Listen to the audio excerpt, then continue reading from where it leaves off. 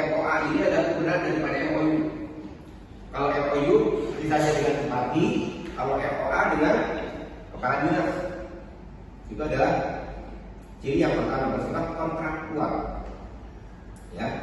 Yang kedua, menimbulkan hak dan kewajiban bagi kedua belah pihak. Ya, misalnya pemberi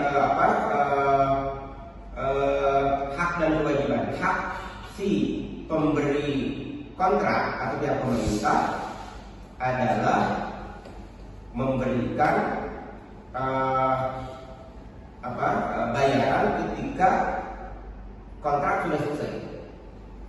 Kewajiban pihak kedua ya sebagai kontraktor adalah melaksanakan pekerjaan.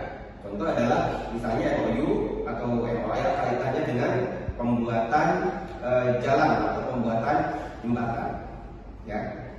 Yang ketiga dilakukan secara sukarela dan berdasarkan persetujuan bersama. Jadi itu perbuatan bersegi dua ini istilahnya apa? Atas persetujuan bersama. Karena di dalam perbuatan hukum bersegi dua ini ada dua kategori, bisa jadi masuk perdata atau bisa menjadi bagian daripada administrasi negara atau hukum publik atau hukum privat. Contohnya gini, keluarnya MOU atau MOA ini atau perbuatan hukum bersegi dua itu berdasarkan kepada perbuatan hukum administrasi negara. Tapi ya risiko daripada MOU atau kontrak tersebut bisa jadi perdata. Kalau misalnya kaitannya tadi dengan pembangunan jalan, pembangunan jembatan, ini adalah kaitannya dengan ciri daripada perbuatan hukum bersegi dua. Selanjutnya, perjanjian bersegi dua itu adalah berjenis perjanjian dengan dua jenis kelamin. Ada hukum publiknya, ada hukum privatnya. Sementara kalau perbuatan hukum berjenis satu hanya hukum publik saja. Gitu. Jadi tidak ada konsensus perdatanya. Jadi bedanya sekali antara hukum perbuatan hukum bersegi satu dengan bersegi dua. Kalau perbuatan hukum bersegi satu kemarin adalah murni hukum publik. Sementara kalau bersegi dua adalah tidak hanya hukum publik, termasuk juga hukum perdata. Karena ketika ada kerugian maka kemudian masuk ke wilayah perdata. Itu yang kemudian perbedaan yang mencolok antara perbuatan hukum bersegi satu dengan hukum bersegi dua. Sudah kita jelaskan, masuk ke perbuatan hukum perbuatan bukan perbuatan hukum. Ya, judulnya perbuatan bukan perbuatan. Atau pada tanggal 16 Agustus biasanya Presiden lapor di depan MPR dan DPR. Kemudian disiarkan di seluruh Indonesia. Kemudian secara mutatis gubernur, bupati, wali kota akan berpidato di depan DPRD masing-masing pada tanggal 18 Agustus. Nah, ini adalah contoh konvensi administrasi negara. Ya, kegiatan pemerintah yang tidak ada dasar hukum. Ya, jadi ini hanya berdasarkan kepada praktek administrasi saja, kebiasaan. Gitu. Contoh lain apa? Misalnya dalam konteks pengangkatan pejabat, ya, maka pejabat itu kan ada dua kategori. Ada dengan model election, ya, contoh presiden, gubernur, bupati, wali kota, ya, dan jabatan politik misalnya DPR, DPD, DPRD provinsi, kabupaten dan kota. Itu adalah mekanismenya election, pemilu. Oke. Ada yang kedua dengan model appointment, pengangkatan dan penunjukan. Di pusat mulai dari dirjen ke bawah. Oke. Di daerah mulai dari sekda ke bawah. Gitu. Nah, ini modelnya adalah appointment, pengangkatan dan penunjukan. Nah, ada dua parameter yang berbeda. Kalau election dengan model istilahnya apa? Kalau election itu suara terbanyak election, karena pemilu. Kalau appointment adalah dengan cara merit system. Contoh, sekda. Sekda itu adalah dari 3 juta masyarakat Cianjur, orangnya hanya 1 orang. Ya, itu jabatan struktural paling tinggi di Cianjur. Jadi kalau demikian, sekda itu adalah salah satu jabatan struktural yang paling tinggi dengan mekanisme appointment, pengangkatan dan penunjukan. Ya, karena tidak ada sekda itu, pemilihan sekda tidak ada, pengangkatan dan penunjukan. Itu adalah contoh konvensi administrasi negara. Parameter appointment itu apa? Pengangkatan penunjukan, maka parameternya merit system. Ya, sistemnya apa? Profesional. Jadi kalau di dalam sistem election, maka yang menjadi parameter adalah elektabilitas, ya, popularitas dan elektabilitas. Kalau di dalam appointment, maka parameternya adalah merit system. Ini contoh peristiwa administrasi negara dalam konteks konvensi. Selanjutnya, konvensi ini bukan bagian daripada hukum tertulis seperti undang-undang, karena tidak ada undang-undangnya. Ya, hanya murni daripada kebiasaan administrasi, tetapi tetap dilaksanakan dan dijalankan secara konsisten oleh pejabat administrasi negara atau lembaga negara. Nomor 2 adalah menyerupai perjanjian dalam hukum perdata. Ya, namun dilakukan oleh pejabat administrasi negara dalam kapasitasnya sebagai wakil pemerintah. Jadi perbuatan hukum bersegi 2 itu sebenarnya jenis kelaminnya 2. Ya, kenapa jenis kelaminnya 2? Kalau kita bicara tentang program, maka itu kaitannya dengan hukum publik. Kalau kaitannya dengan risiko, maka hukum privat.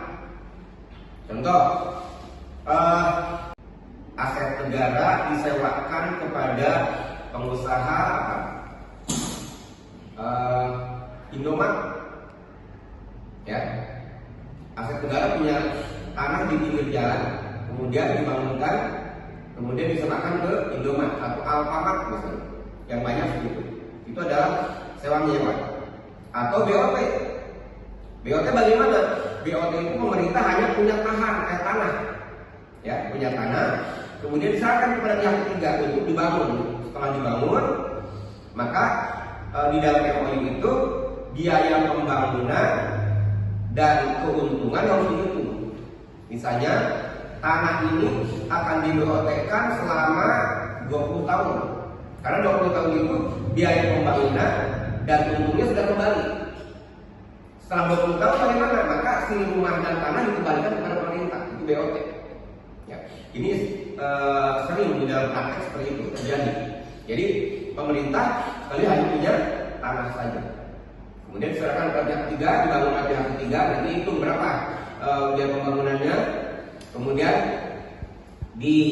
dan biaya pembangunannya plus dengan keuntungannya berapa, maka nanti si tanah dan rumah itu dipergunakan oleh pihak kedua untuk berdagang misalnya.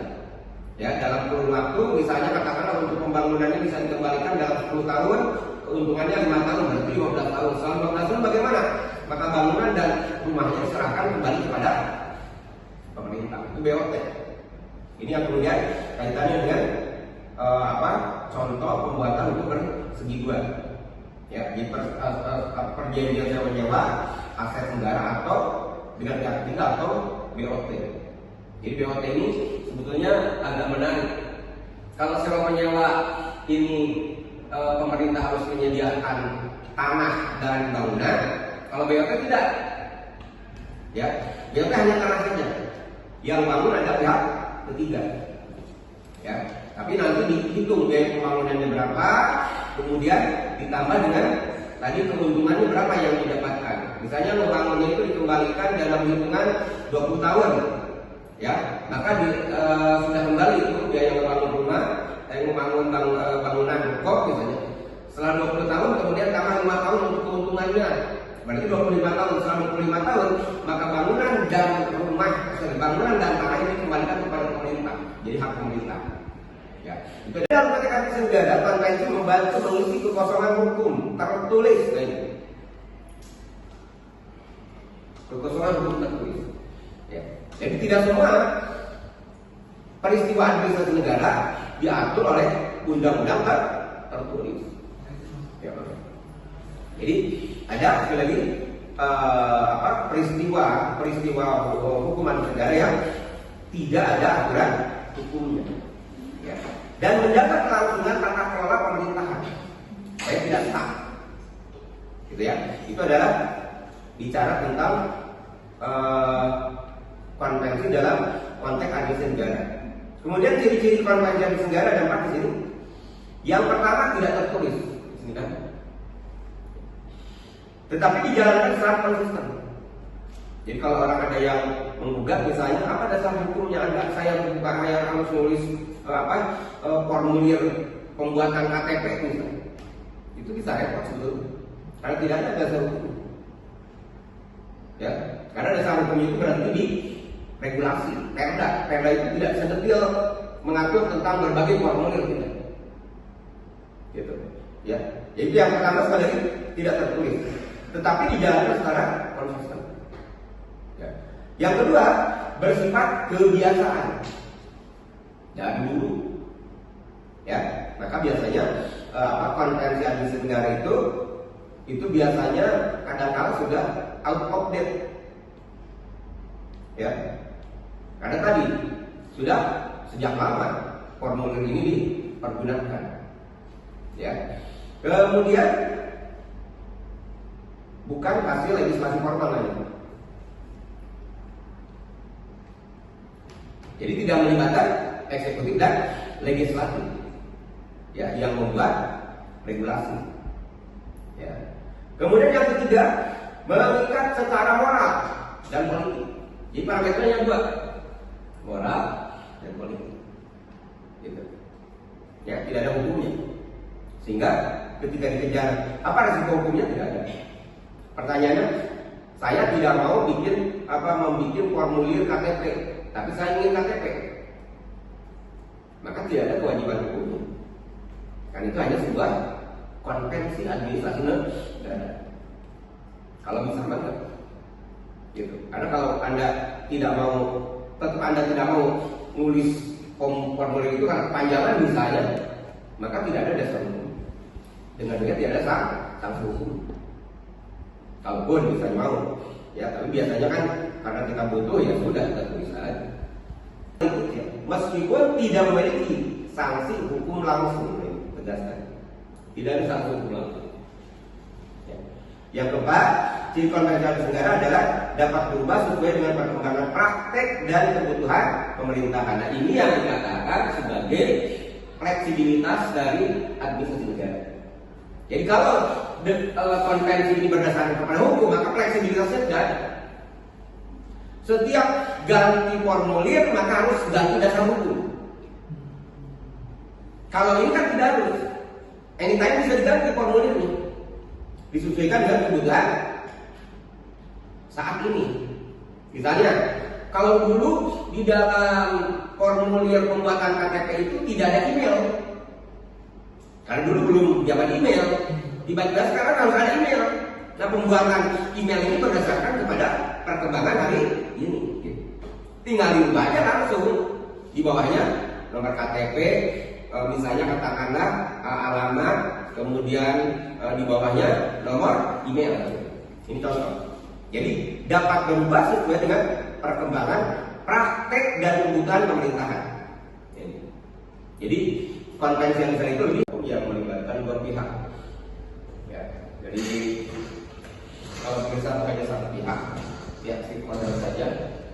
Kalau perbuatan hukum bersegi 2 pihak, ya, ada pihak pemerintah, ada pihak lain.